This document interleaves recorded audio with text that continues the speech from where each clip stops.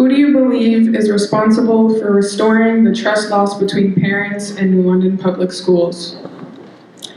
I don't know what research that's based on, because that certainly isn't something that I witness. We have excellent communication. Do we have enough communication? Absolutely not. I think we try to model good communication by inviting people in, by welcoming them, public comment, all kinds of information available, using good resources that go home to parents. So I'm not hearing that comment about, there are people who always can see ways to do more, and we're very interested in that dialogue. So we've recently launched a community information committee of the board that I recommended and we formed, and it's dedicated directly to how we communicate across the city, how we make sure people have information, how we're receiving information, how we're able to address the things that don't come directly to us. But I have not heard parents complaining about communication, not at least with the board. You've heard it from this parent then. Well, And all the parents that I talked to. Thank you. Ms. Hamby, you have 90 seconds.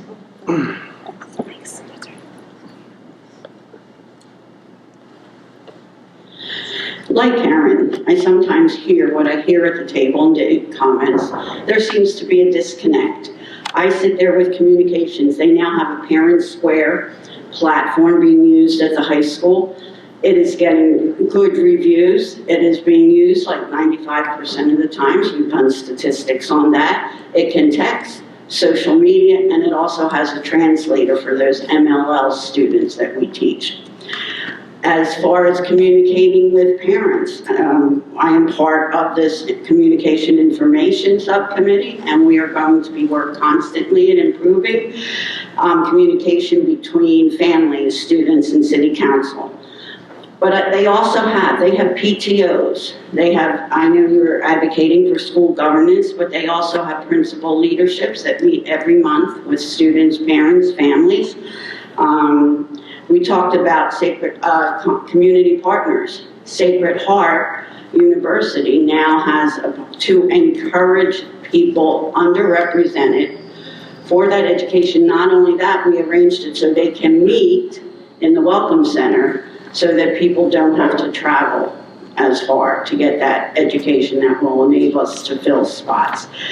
So I think that would summarize. I think we can always improve, but these Parent Square, the Sacred Heart, school governance, principal leaderships that meet monthly, we do have a lot of good communication.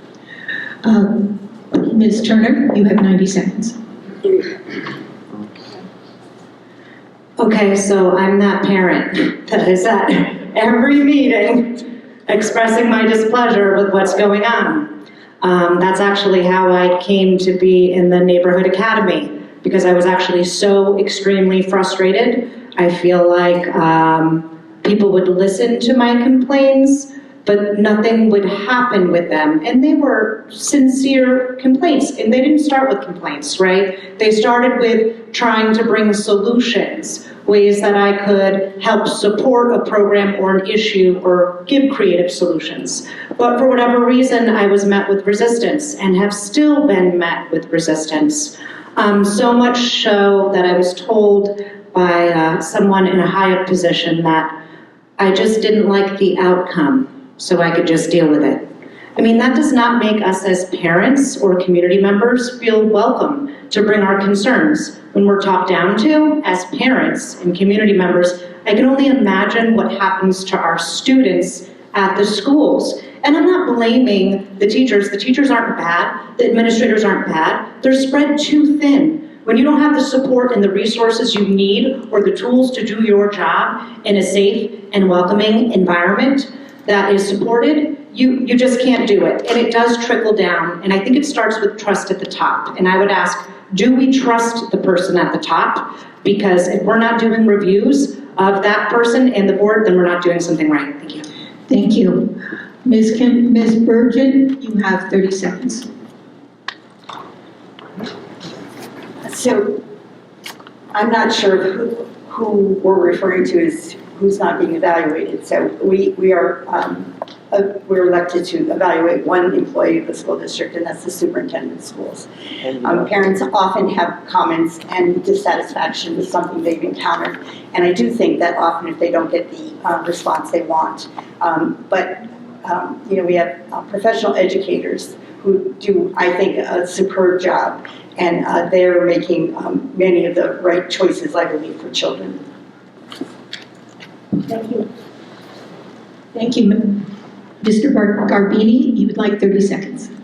I just wanted to say, as far as getting into the community, I think one of the things that I see, and this has been an issue when I was on the board before, our meetings are not conducive to our parents' work schedules. We have meetings at 1 o'clock in the afternoon, and if you don't own your own job or you don't have the ability to be there when we're not going to hear it. And I think what we need to do is literally, we did this when I was on the board years ago, we would go into the community, ask them questions, come to their events, come to the churches, ask them what's going on and listen, and then act on it. Because that's the part that we don't do sometimes.